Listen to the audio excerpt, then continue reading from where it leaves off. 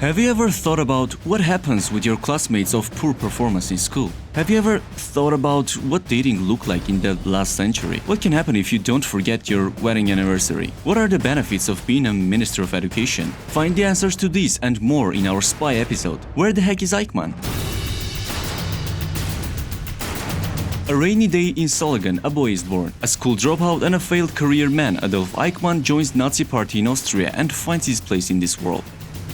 He loses his job in a vacuum oil company and returns to Germany and the security service. He becomes an expert in the Zionist movement and Jewish culture. With that expertise, he later becomes one of the core organizers of the Holocaust, responsible for the mass transportation of Jews. The invasion of the Soviet Union starts. The emigration plan of Jews eventually transforms into the final solution. Eichmann enjoys his job as a logistic manager. The Nazi regime was defeated. Eichmann was captured and taken to the POW camp. Eichmann escaped and hid in Germany until 1950. Eichmann leaves for Argentina, where the Nazis were welcomed, with fake documents.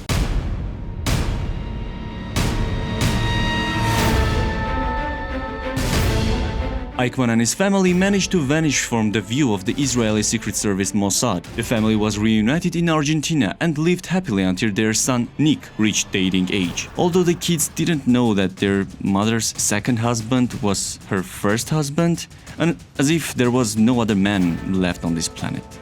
The federal relations with Sylvia destroyed the family. When the father of the girl finds out that his daughter is dating Nick Eichmann, he becomes an informant for Eichmann's Hunter Bauer. The latter turns to Mossad for organizing an operation.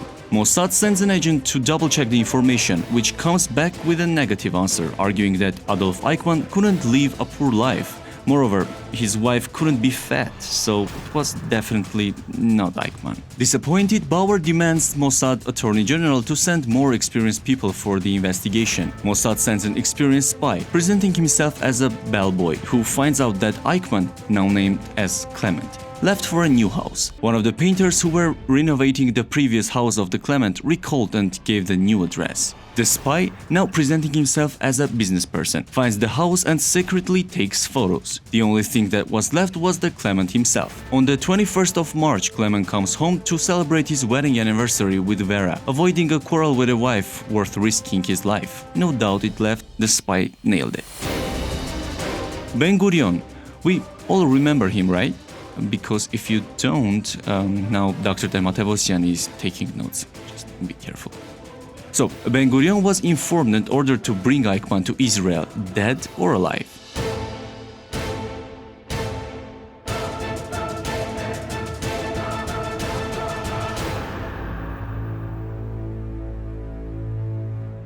"12 volunteers. Remind something? Jesus Apostles. So 12 volunteers form a group to carry out this operation. All they were masked under a fake identity. Argentina's 150th anniversary of independence is coming. The Minister of Education of Israel, Abba Ibey, was provided a private plane by the El Al airline to attend the celebrations in Buenos Aires. How disappointed would he be when he found out that he would have traveled in the economy class if not Eichmann? The plane was actually prepared to carry Eichmann to Israel. The air flight delays and the group members start changing their fake names and passports, hotels, look, venues of meetings. Meanwhile, Eichmann was taken to a hiding room where he was attended 24/7. Eichmann told the whole story, what else to do in an empty room for a week, and agreed to go for a trial in Israel. He was drugged and put on the plane, considered to be an injured member of the plane crew. Eichmann's lookalike created a proper excuse in advance by faking an injury of a car accident beforehand. After all the delays and stresses, the group landed in Israel. Ben-Gurion received the news with zero emotions. Unlike Ben-Gurion, the Knesset received the news with applause and joy. The trial of Eichmann opened on the 11th of April and he was sentenced to death on December 15th. The name of the executor remains unknown as the gun of one of the two executors was not loaded and they didn't know who shot. Damn. Eichmann's body was cremated. Treat others the same way you want to be treated yourself. And the ashes were dropped to the Mediterranean Sea. The last claim of Eichmann was, "We will meet again. I have lived believing in God. I obeyed the laws of war and was loyal to my flag." Okay. Now, the lessons that we've learned. Never trust your date. An extra layer of fat is a good cover. Painters have a good memory. Better to deal with the complaints of your wife for missing the wedding anniversary than with the spies of Mossad.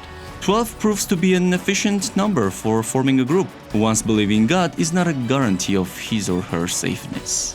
Thanks for watching and bye.